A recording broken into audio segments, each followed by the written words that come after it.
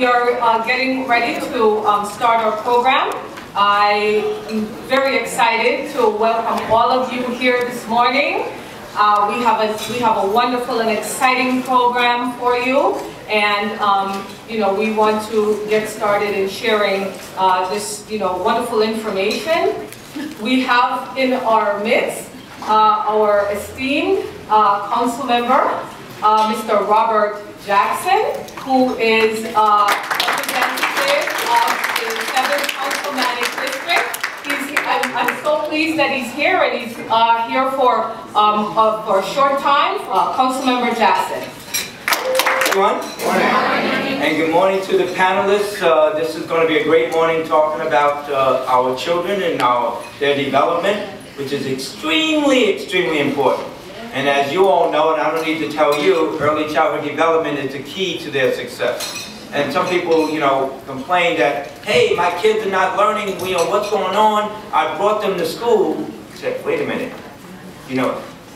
Schooling of your kids starts when they're at home, not when they get in school. If you wait till they get in school, I'm not going to say it's too late, but you already missed the bus. You already missed the train. And so that's extremely important. You may ask, well, how do I know that? Because I'm a father of 3 beautiful girls, in which we didn't wait until we enrolled them in kindergarten. They were learning way before that. Reading to our children, when some people start even reading before they're outside of the womb. That's right. Because people say that when you talk and you're talking to the baby inside, they can hear you, they can feel you, and obviously they're receiving all of the nutrients that you're receiving in your body. So if you're drinking alcohol, that alcohol is going into the baby. If you're smoking, all of that's going into the baby. If you're taking drugs, all of that's going into the baby. But if you're eating healthy and your health, all of that is caring for that child, that unborn child. And so I just wanted to come by to say hello. I wanted to see you and hear what the panelists have to say. And I'm going to be here till about 9:45 because I don't like to just come and run. I like to sit and listen. But not only that, when you're feeding me, healthy food, it's a good thing. But I want to thank you for inviting me to stop by, to be a part of this, and knowing that it starts with all of us educating ourselves and educating each other about making sure that our children's development is number one.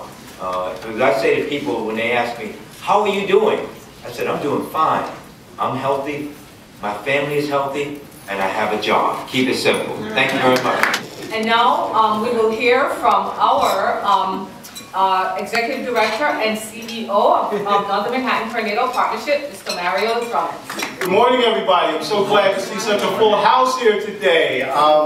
I see so many of my friends and colleagues from out of town, as well as the early childhood and the perinatal community interacting together, and I think that's just so important as it focuses on our theme today, which is building the 0 to 8 pipeline, exploring educare, early childhood, and perinatal models of care. I know that our staff from Healthy Start as well as from Head Start welcomes all of you, and I hope this is going to be quite a journey in terms of us learning about our systems of care and building bridges between them. It was refreshing last week or a week and a half ago, colleagues, to hear President Obama during his State of the Union address reveal his plans to make strategic financial investments in early childhood programs that could have implications to practice for school readiness, crime reduction, employment readiness across the life course. The theme of our program today is building the 0 to 8 pipeline. We want you to leave here today understanding the relationship between various program models at the preconception, interconception, perinatal, postpartum, and early childhood stages of the life course. For the first time, and I know this is happening in different parts of the country, we have a mixed audience here. We have people in the interconceptional and preconception care business. We have people here who are perinatal providers. We have people here who are early childhood providers. And then we have a number of consultants in the audience that actually do work at each one of those stages. But very seldom do we get together and talk together as one system of care. and we stay in our silos and we don't communicate. This is our program today is going to end that, hopefully, as we move forward. Joan Lombardi, the former Deputy Assistant Secretary at the Administration for Children and Families Research, emphasized the importance of connecting programs and systems from birth to 8 to make sure America has a competent workforce in the future. In NMPP, we argue that it really starts before pregnancy. It starts in terms of looking at mommy's health as well as daddy's health during the interconceptional care period as well as the preconception care period, and that's what explains what we call a 0 to 8 pipeline. What surrounds us shapes us. In utero and early childhood experiences literally shape the architecture of the developing brain, building the foundation for learning, earning, mental and physical health throughout the life course. This morning, you're going to hear from our Chancellor, Dennis Walcott, on New York City strategy, policies, and program models to ensure that children enter school with a solid foundation. Dr. Phipps is here from Oklahoma. Dr. Phipps, raise your hand. Good colleague and friend of ours. To help us learn more about the EduCare model that the President praised in his State of the Union address last week, and that New York City is planning to start up this year. Associate Commissioner Benham will update the audience on ACS's Early Learn model of care, and Andrea Phillips, who is the VP at Urban Investment Group at Goldman Sachs, will review the social impact funding method and the role of the private sector to fund new experiments in early childhood and perinatal connecting. And then finally, 2 of my staff members will talk at the end of this particular session, Cedric Wren and Janice Gray-Pierre, and they will talk about their efforts to integrate Head Start and Healthy Start. So I want you all to sit back. We are part of this new process of reinventing maternal and child health.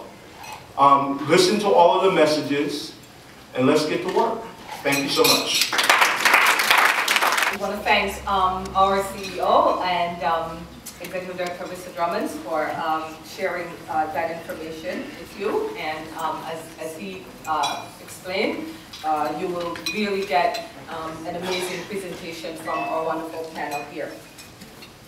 And I am pleased to now introduce our keynote speaker, who is, as everyone here may know or should know, leads probably the largest public school system probably in the world, and has been a leader and out front on our children's education, as appointed by our mayor, Mr. Bloomberg. And I will read from his biography and share with you some of his accomplishments.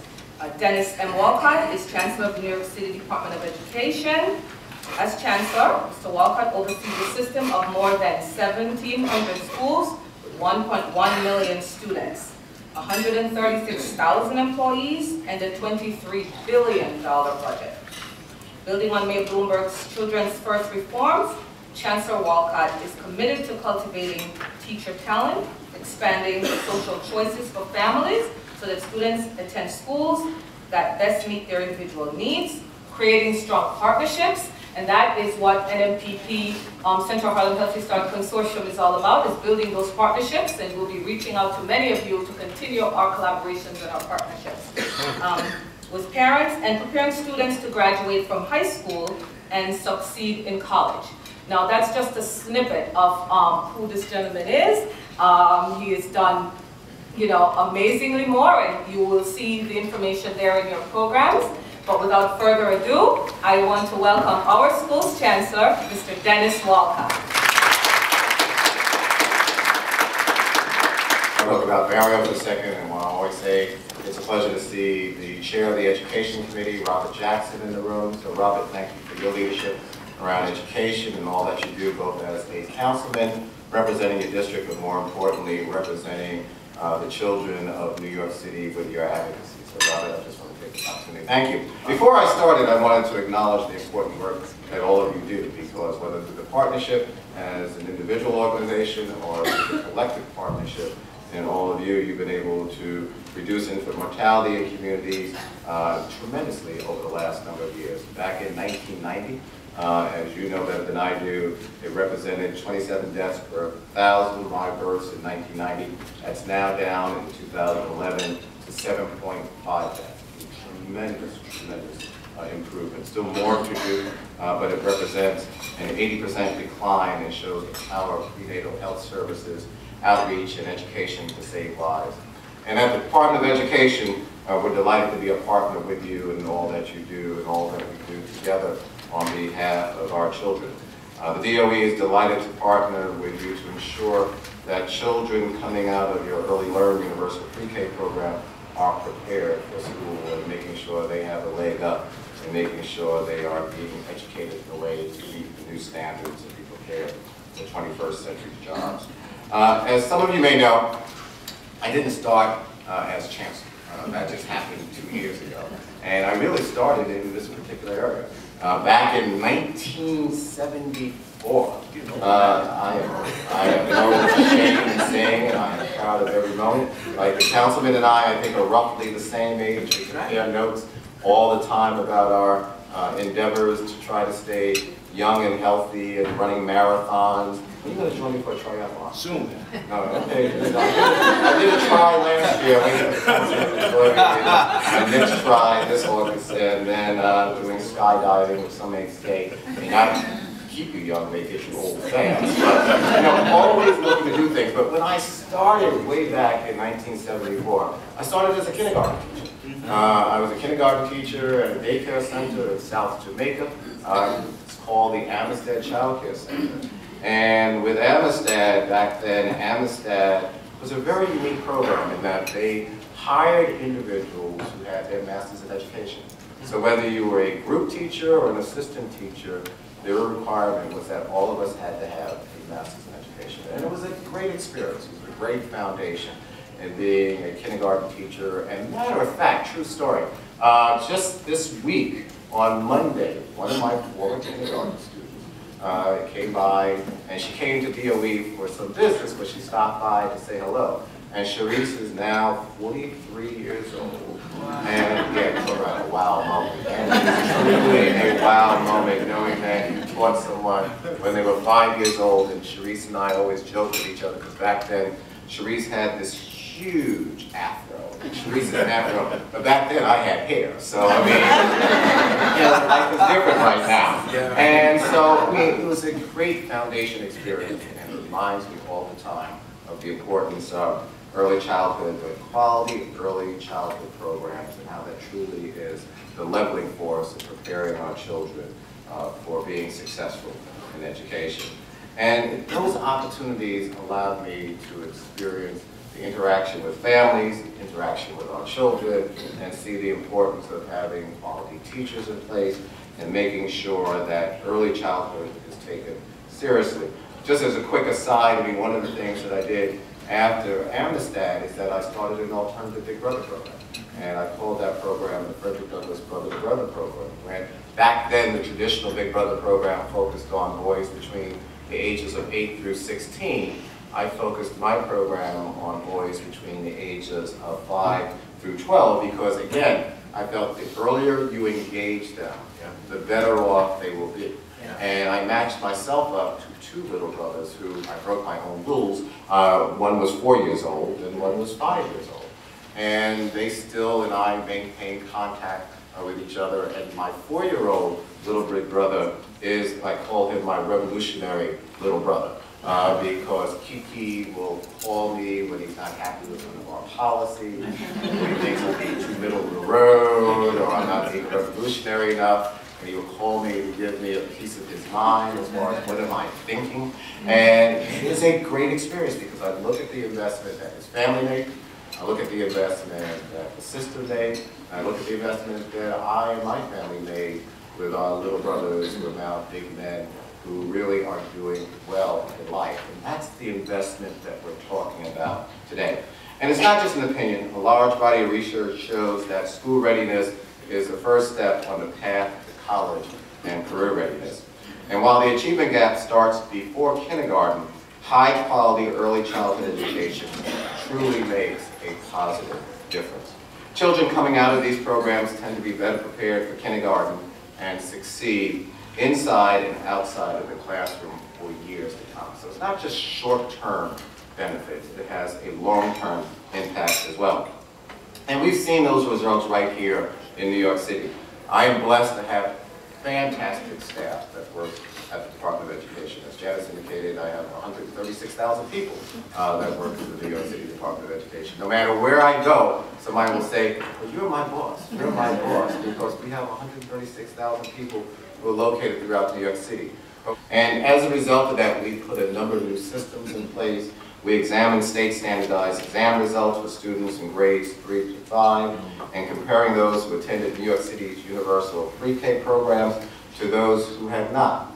We found that third grade students who had attended universal pre-K were 28% more likely to score as proficient on the state English exam, and 54% more likely to score as proficient on the state math exam compared to their peers who did not attend pre-K. And this edge continued through the 5th grade as well.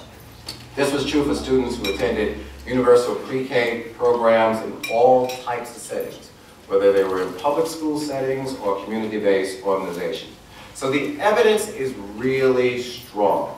High-quality early education programs equip children with those tools that they need to succeed. Roughly 7,500 children who came into kindergarten this year did not attend any kind of pre-kindergarten program. Enrollment rates were the lowest in some of our most neediest districts.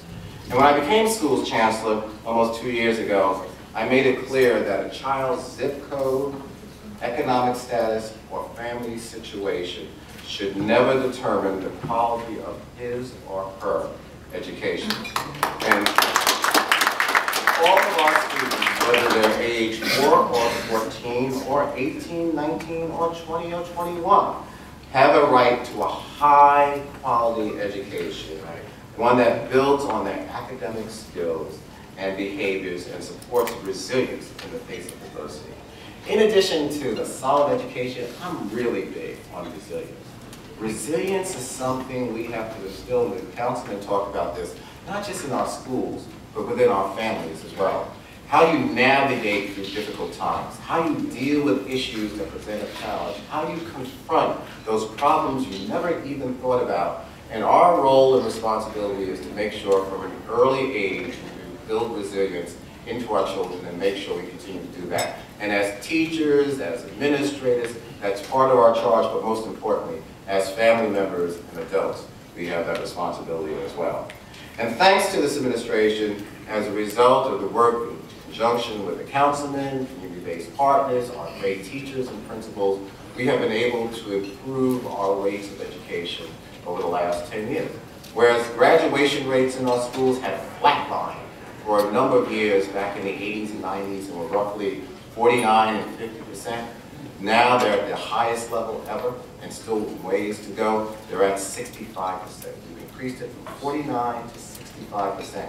We've cut in half the dropout rate by almost half. And we've really focused on how we keep our students in school and keep them in school to make sure they're attaining a degree. In addition to that, over the last several years, you've heard a new definition out there, one that sometimes the councilman may criticize us on, and I understand and respect that, but it's something we never really talked about before, and that's college and career readiness rates. It's not enough just to graduate from high school. That's right. We have a responsibility to make sure our children are college and career ready as well. So now we're working in conjunction with the City University, working in conjunction with other private universities and state institutions. We've developed a metric called college and career readiness, pegging it to where a student may graduate and go to school, hopefully not requiring remediation. And that just does not start in high school, that starts in early childhood as well. So as a result of your collective work, we have a road to build on that success. We want all of our students to leave high school with the skills and the ability to compete as adults. The truth is, high quality early education programs are one of the best investments you can make. Did you know that we have the highest rate of returns of any type of social investment by investing in early childhood? As indicated by, I think, Mario and the councilman, as President Obama noted in his State of the Union address, and I've said previously, every dollar we invest in high quality early childhood education now can save more than $7 down the road by increasing graduation rates, reducing teen pregnancy, and cutting violent crime. Pre-K works, and the more, the better. So I am so thrilled that our administration is expanding options to serve our youngest learners, especially our most vulnerable, who have the most to gain and face the greatest risk. That is another way for us to really focus on how we close the achievement gap. So let me tell you briefly how we're doing this. First, we oversee pre-K programs in more than 1,400 sites across all 5 boroughs, in community-based organizations as well as in our public schools. And as I mentioned before, NMPP is one of those great programs. Our pre-K programs work to provide children with the skills and knowledge they need for long-term success. And critically important, instruction is aligned with Common Core learning standards. The standards, as you may know, describe what students in pre-K to 12th grade need to learn to graduate from high school, ready for college and a great career. And it's remarkable to see it in action. In one of my visits to a Head Start program with Sophia, I was just blown away to see Common Core in operation in this particular Head Start program. The expectation is focusing on a wide range of skills, helping our children become more independent and work well with others.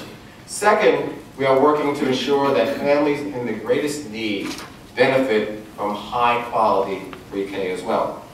As I announced a little while ago, we will be investing $20 million to expand access to full-day pre-K by 4,000 seats this coming school year in the most highly needed areas.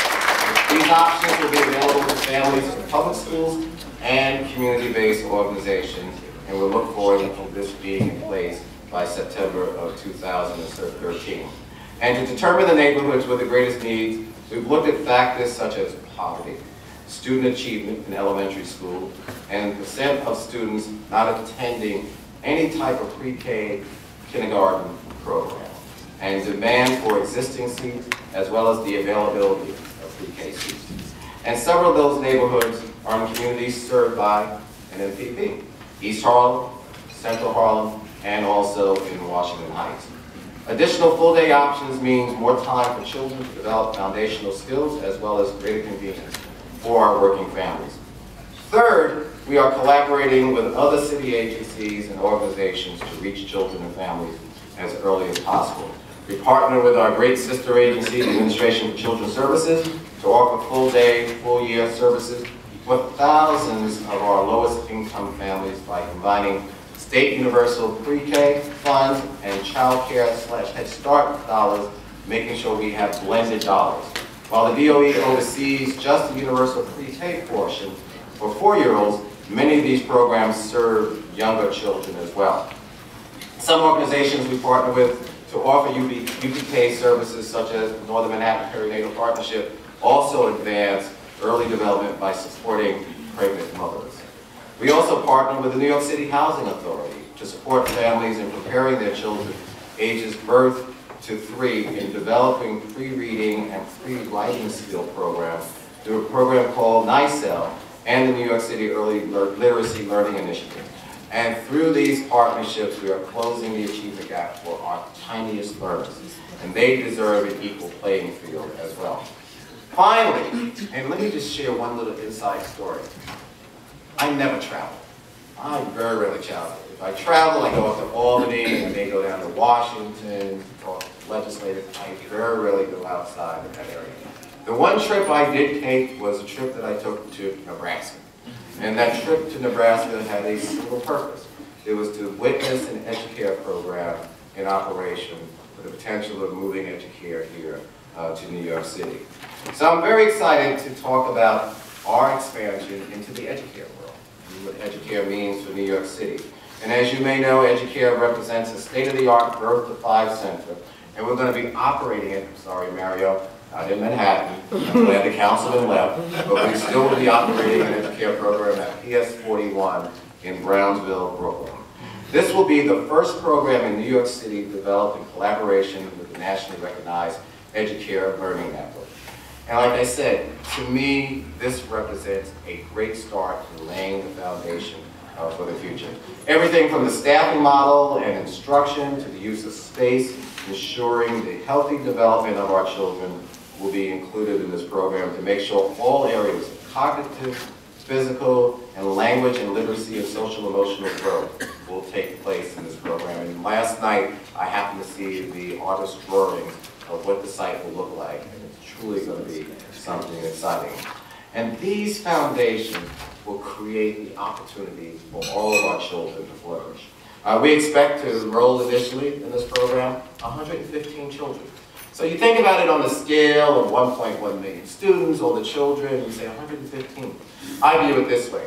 It's 115 children that will receive Birth through 5 services and working on their skill development. And as we expand and use the model to reach further into the system, these children will benefit and other children will benefit as well. In addition to that, we'll be creating a training center around EduCare as well. So we'll be working with a number of you as far as having an EduCare training center to work with directors of daycare centers and early childhood programs around the basic abilities of what EduCare is about and making sure they try to incorporate that into their work as well. So we've laid the groundwork. We will take advantage of the unique opportunities to draw from existing best practice and leadership development by building the Institute in collaboration with nonprofits, city agencies, and our university partners. Our program will draw from the National EduCare model by emphasizing smooth transitions for children and families, the use of data and research to inform program improvements, ongoing development for teachers through regular coaching sessions, and strong partnerships with families. We're also designing the space around the needs for our children and our families and our educators as well. And the program will be an incubator for promising practices to spread across the city. We are also working with various partners to ensure as many children participate in universal pre-K as possible. So we've launched a comprehensive and aggressive outreach campaign to inform families of all of their pre-K options. We'll keep an eye out, you should do this, for subway and bus ads, text messages, district-specific flyers on programs that have vacant seats, and you let us know what you think. Give us that feedback. Contact Sophia and let people know how we respond as far as our ads are concerned. We recognize that organizations supporting positive health outcomes, such as Northern Manhattan Perinatal Partnership, play an important role in getting the word out about the city's early childhood education options, including universal pre-K. Our Office of Early Childhood Education is looking to partner with more of these organizations, especially to support our upcoming pre-K enrollment campaign. As a city, we are committed to early childhood education because it works. And I am delighted that the President has made this a national priority as well. Most importantly, we are committed to our youngest learners because they, as you know, represent the future. They represent the foundation of what will take place when all of us are older and providing the services to us. They deserve to start off with the skills and we'll get them across the finish line ready for that next challenge as we move to a 21st century job and technological world. I'm happy to be here. I'm happy to be back home. But most importantly, I'm happy to collaborate with all of you as we focus on this important population. Thank you very much and have a good day. I'll be glad to take any questions that you may have. 2 weeks ago by David Brooks in the Times, again saying that everybody knows that Head Start has dismal results and that the effects are gone by 3rd grade. I really would love to have talking points, have responses from the Department of Education, from ACS. You guys have have the research and the ability to cite chapter and verse of how effective early childhood and Head Start programs are, we can't respond as individual programs. You know, I sent a letter to the Times, and I sent a letter to David Brooks and invited him to come and visit our Head Start program, but of course you get no reply. Always an uphill battle as far as what gets the press attention. So I think one of the ways we could do it, though, is maybe, and this is a partnership that can be done, is maybe have the chair of the Education Committee and the chair of the General Welfare Committee have a joint hearing at the City Council talking about this issue as well.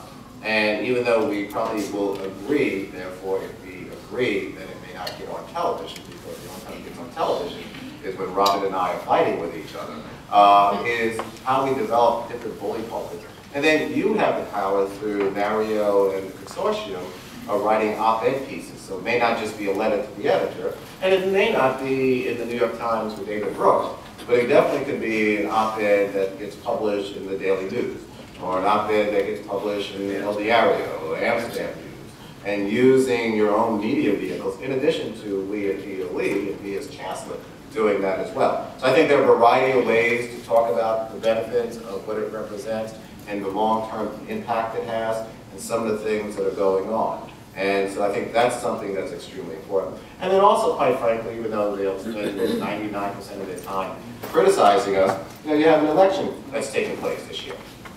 And so, and I'm saying this in a very nice way, what is your role in holding those who are running for office around their positions and dealing with early childhood as well?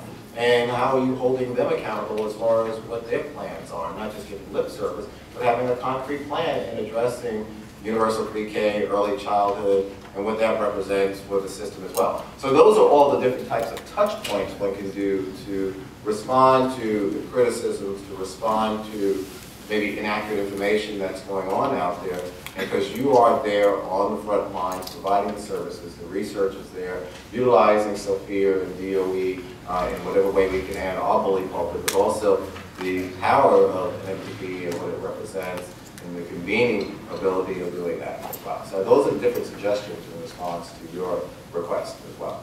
We have a lot of parents who go to different schools and they're told that they are out of the district.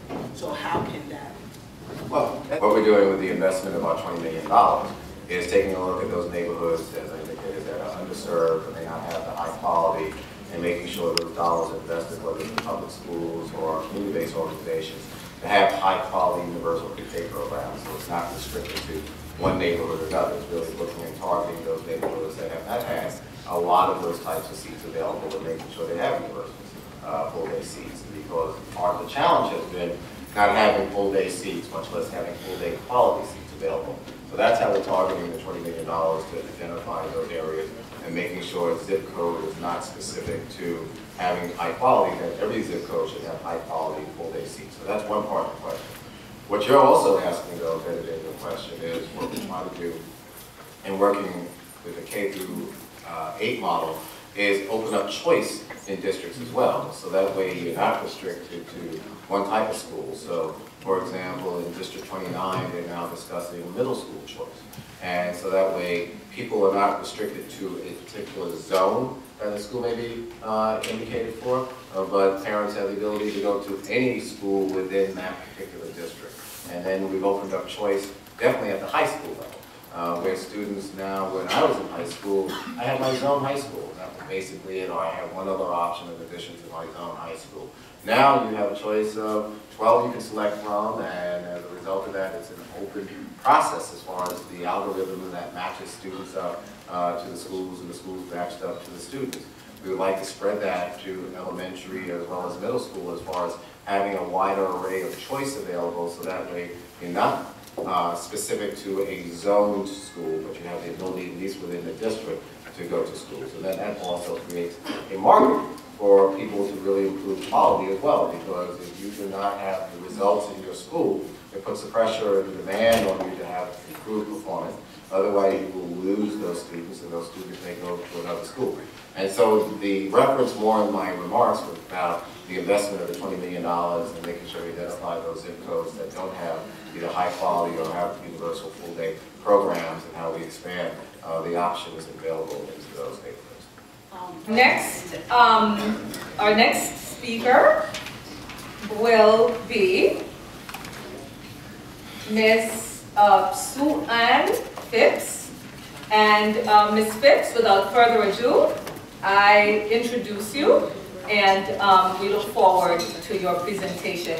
And I mean, Ms. Phipps has an illustrious background in Healthy Start, in Educare, and in women's health. And certainly, as we move the program along, take a look at her bio that's inside the program, and you will see that she has a number of accomplishments in this area. And so I give her the floor. Thank you all for inviting me to come and present. It's my pleasure, and I thank you also for the warm reception I have received, for those of you behind the scenes to make this happen. I'm used to teaching at the university also, and I'm afraid that my classes often run 3 hours, and so I'm going to have Janice and Mario kind of give me a high five to stop, and especially when I'm passionate about something. So, what I wanted to talk about was Educare model, and then also talk about what we're doing in Tulsa. We're fortunate in Tulsa because of the funding that we've received from the George Kaiser Family Foundation to have 3 Educares in our community, and then Oklahoma, there is another one in Oklahoma City. So we have 4 of the 17, soon to be 18 sites. And we're fairly recent. We started in 2006, but we have some lessons that we've learned along the way, and I'd like to just talk to you a little bit more about that. So, Educare model was founded by the Ounce of Prevention organization and foundation in 2000. So it hasn't been around a long time. We're looking at early childhood program and practice, advocacy for early childhood. We're talking about children, we're talking about parents, families, and then also it includes a component of research and knowledge and establishing that evidence base that we need. Our goals are to take the nation's best early childhood research from the lab to the streets, and to narrow that gap between what we know to what we do, and to work with early childhood programming and policy. Again, what we're trying to do is to ensure that at-risk infants, toddlers, and preschoolers grow up eager to learn, and also at the same level of accomplishment and knowledge of other children who maybe have had other privileges or opportunities. Just to let you know where some of the Educare Learning Networks are. First started in Chicago. Omaha has 2, again Tulsa has 3, Oklahoma City has 1. But to give you an idea of where the Educare centers are. When you look at the Educare model, what we're saying is that there are 4 main components: partnership, a place, a program, and a platform for change. When we look at partnership, there have to be strong private and public partnerships. And again, in Tulsa, we have a number of those. Again, the Kaiser Foundation is a strong component of early childhood education. Our Community Action Project is working very closely with our Head Starts. And we have a number of philanthropical groups that also assist in this endeavor. We have a very cooperative school district, Tulsa Public Schools, and any institution that starts will need that as well. We have a lot of collaboration with our Head Starts, early Head Start programs, and strong community support. Some of those are the Oklahoma State Department of Education, our Department of Human Services, various community agencies, and then higher education institutions like the University of Oklahoma, which is where I am employed. When we look, excuse me, at some of those components, some of the core features that Educare model has is reflective supervision and practice, and research-based practices. So we're going to be focusing with the EduCare model on language and literacy for the children. The emphasis on helping them develop social and emotional, develop them, I don't want to say appropriately, that's not right, but just that they would have that opportunity to develop social and emotional skills and competency, resiliency, many of those different types of factors that you would have to have as a young child, being able to control your emotions, deal with problem solving, expressing of frustration, some of those types of things. This model helps children develop those skills. Continuity of care to help children develop secure relationships.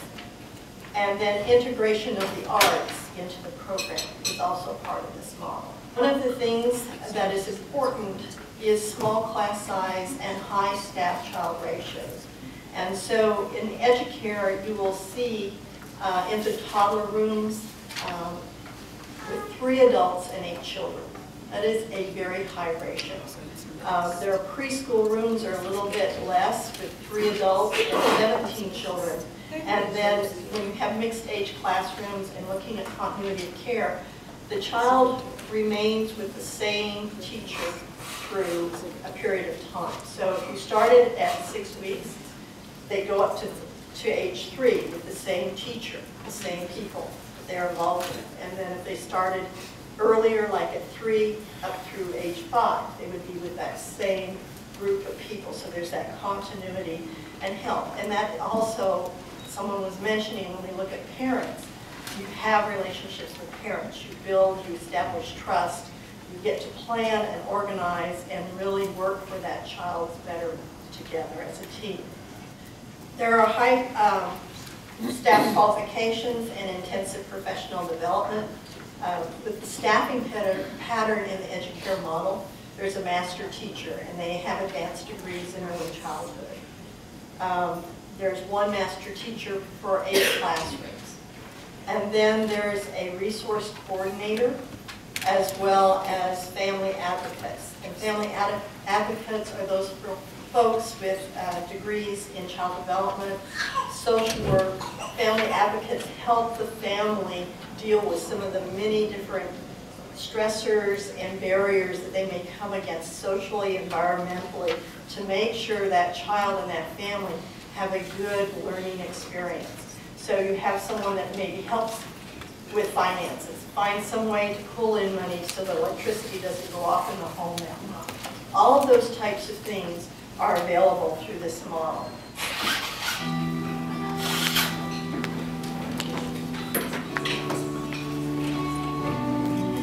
That's me at 4 months old. I'm one of the thousands of little miracles born into poverty every day. That's my mom. She's 17 and never finished high school. She's got some big dreams for me, but she's alone and she's scared. This is my first birthday. That's my grandma, my cousin Tanya, and my boyfriend Kevin. We all live together. It's cold and crowded. I hope we move soon. Don't like Kevin. He's always yelling. This is my second birthday. We're all at daycare, strapped in watching TV again. I wish I could just run around. This is my 3rd birthday. My brother William's taking care of me while my mom sleeps. She works the night shift, so we can't turn up the TV, but we get to go to bed whenever we want. This is my 4th birthday. We're sleeping at my aunt's this month. I don't know when my dad's coming home, but I'm hungry and I miss him. This is my 5th birthday. This is my first day of kindergarten. I'm tired. I'm hungry. I'm unprepared.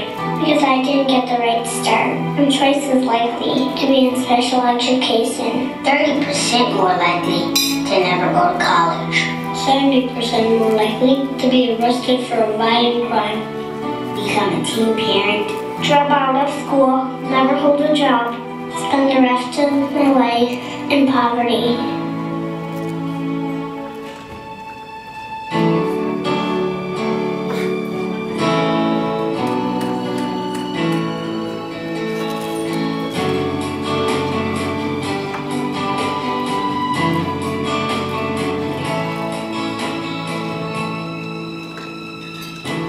Plays with me all the time.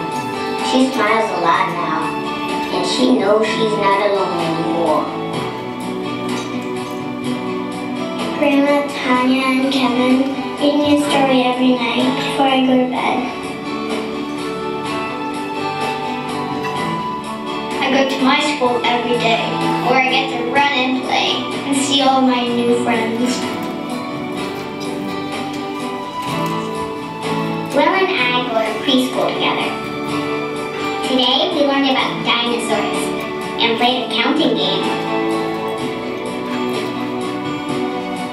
Every morning, my dad and I brush our teeth and do breakfast together. We have our own place now, and I know we'll always be together.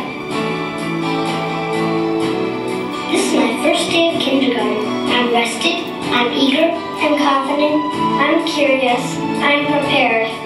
I'm ready. I am your future.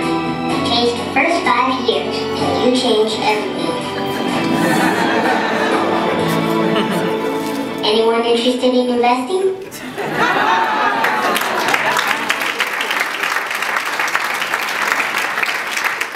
So, to this little boy, I say, I am. We will. New York City resoundingly has said, we will. We will step up to the plate, and we will make those stories, and we will make those changes. And I don't think I need to tell this room and all the research that is out there around quality, early learning experiences, and what the outcomes of those, right? That we know that in terms of the children themselves, that they're going to high graduation rates, low pregnancy kinds of things. They're going to be people, they're humans, right? And they're going to be walking the streets, and I'm going to be proud of all that they can accomplish. And they can accomplish more than any one of us here in this room. And that's why I'm here today, because I want to share the good news around our system in New York City. For those of you in terms of background, ACS runs and operates one of the largest New York City. In New York City, we have the largest public system in terms of child care, early care, and education. We serve over 100,000 children. And I say that, and sometimes, again, keeping me up at night, it's 100,000 children. But there's so many more children out there that we can't reach. The money doesn't give us. And I know someone had said about closing programs and sort of where programs are out there. It's really difficult because you have a defined pot of money, and you have to look at, there's a lot of children out there. Not everyone's going to get served. I do have to get up in the mornings and think about those things, that they are children that are not going to get served under us. But in New York City, it's 100,000 children. We serve them in center-based settings. We serve them in a family child care setting. We have legally exempt, and those are the neighborhood, the former kith and kin care, the neighborhood, the family member who's taking care of the child is part of our system. And we have a contracted system. That's an agency, a community-based organization that is doing business with New York City. And we contract and we purchase these services.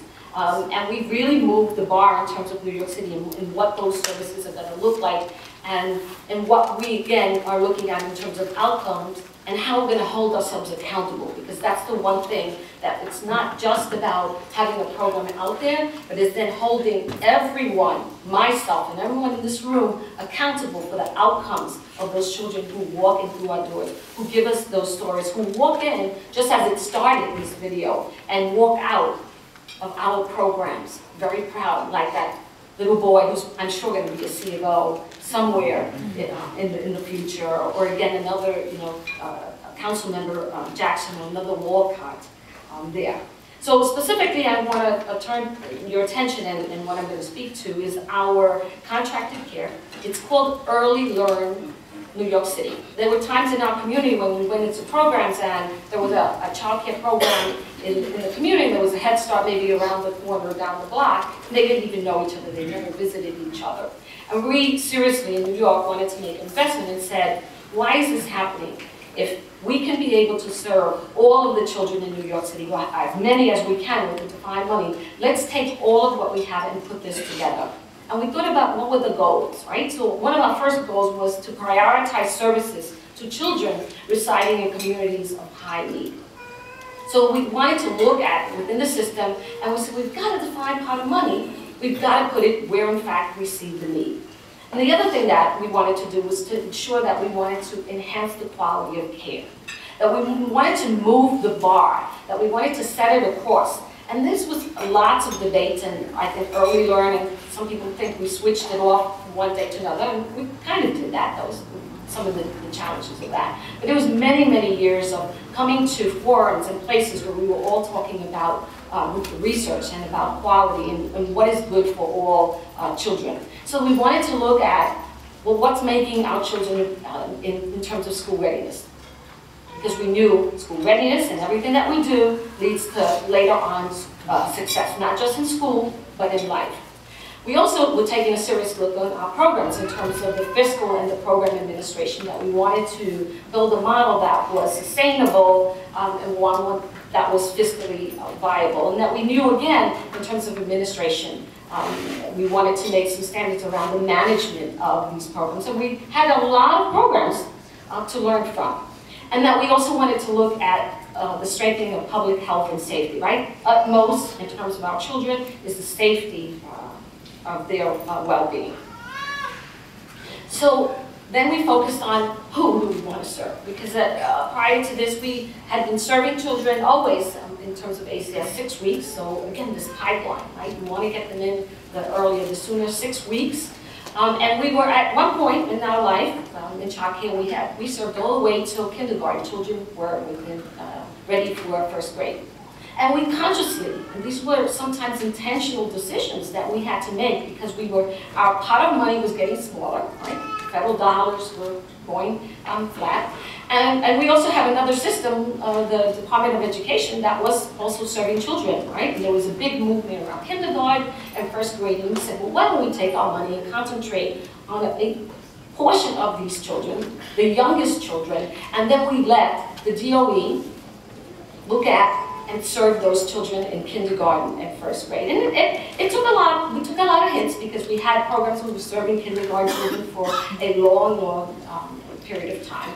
But we also didn't do it blindly. We went into collaboration with the Department of Education so that we can both be accountable, and there was this continuity of care. And much discussion went along around the transition of children who were leaving our system into our public school.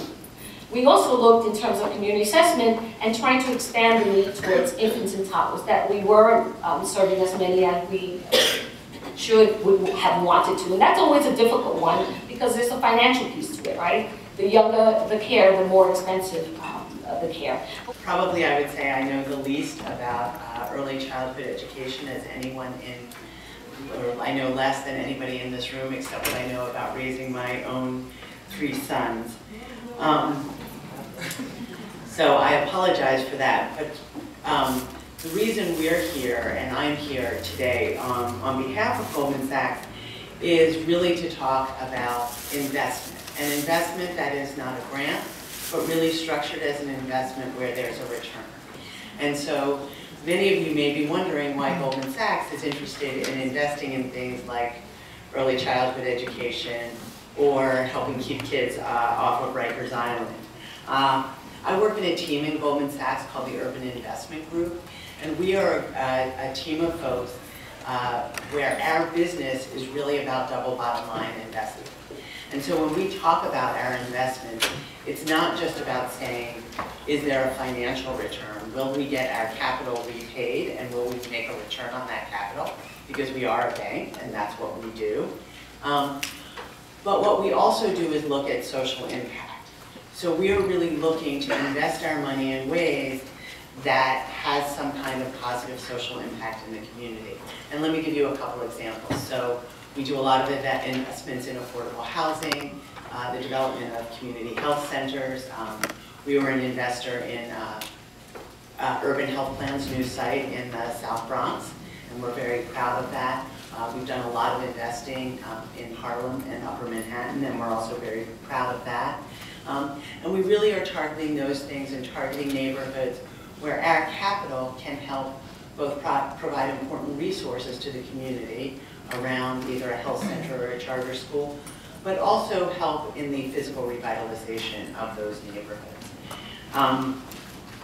In addition to investing in real estate, we also try and look more broadly and think more broadly about social impact, because we know that it's not always about the buildings that we are in, but that it's also about other things.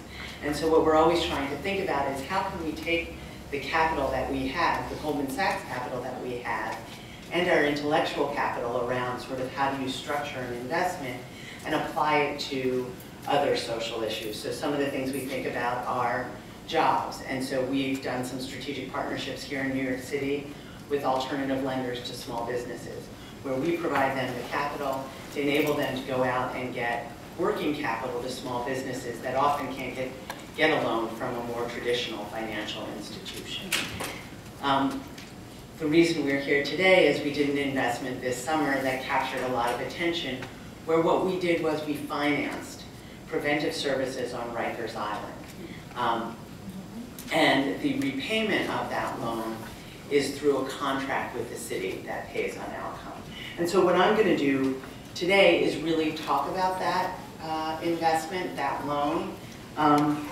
And my sort of caveat at the beginning of this is not a silver bullet. Everybody is talking a lot about social impact bonds, and I probably get 3 or 4 calls a day from nonprofits all over the country saying, hey, I really like a social impact bond. My first response is, okay, it's not a bond, it's a loan. So put that to the side, and I will explain why that is true in a second. And then the second is, most often, about sort of what would be the source of repayment and how would you structure it. And so what I want to do today is really spend some time talking through what the mechanics are of the transaction that we did to finance the services at Rikers, how we thought about it, and maybe put out some sort of larger, talk more broadly about what are the things you should think about if you want to think about this type of financing structure. Because, you know, I love that video, and I think I actually am going to take it with me everywhere I go, because the notion of, are you willing to invest in this, is exactly the question we asked ourselves. And so I feel like I got teed up really well. So I wish I had my picture here or a whiteboard so I could draw it, but so you guys are going to have to go on a vision with me. So how many people in the room have read something about our investment in Rikers Island, or read something about social impact bonds? So maybe a third, okay. The first thing to think about in terms of this, we're in a world right now where people talk about grants as investments. And they are investments, but they are not investments in the traditional sense that expect to be repaid. What we're talking about here is an investment that is expected to be repaid. And those are just very, very different things. And one, you know, in some level, we'd all rather have the free money, right? What I would argue is the challenge with that is, and what we all know, and I spent a very long time in my career in nonprofits, is what is a foundation's favorite thing to give to changes. And so your favorite funder who's been there for 5 years may not be there in year 6. And so I think the onus is on all of us to try and think more about sustainable funding mechanisms. But again, big caveat, this may not be the answer for early childhood education. So stepping back to talk about what we did for the Rikers investment. So New York City, primarily driven by Deputy Mayor Linda Gibbs and Commissioner Dora Schreiero, had really identified as a priority for the city young men of color. And people may have heard the announcement, I believe it was about a year ago, about the Young Men's Initiative, and Bloomberg Philanthropies invested a tremendous amount of money in that effort. So they identified that policy area as a priority, and that's something that's very important.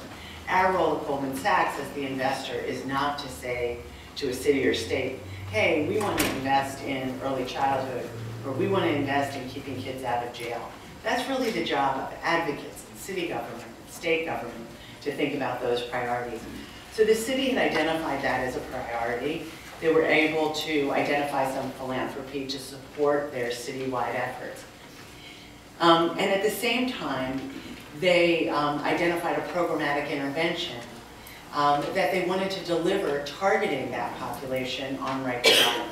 And this was an intervention called cognitive behavioral therapy that has a very strong evidence base of success. And really what it's about is a curriculum that's delivered to the kids when they're on Rikers that helps them with anger management issues, conflict resolution issues, and it's a very structured curriculum that is done in a way that is open entry, open exit, which lends itself to the Rikers population because the truth is for the 16 to 18-year-olds, they come in and out of Rikers. And the real tragedy of this is they come back too often. So one thing we know about kids on Rikers Island that are between the ages of 16 to 18 years old is that if they end up on Rikers once, there's a 50% chance they'll be back within a year, which is a pretty devastating statistic. So the city had identified this as a priority, but in spite of the philanthropy that they had raised, they didn't have the resources in place to be able to actually fund those services. And so they looked to this model of social impact not-a-bonds, even that's what people call them, as a way of leveraging private investment to support those services.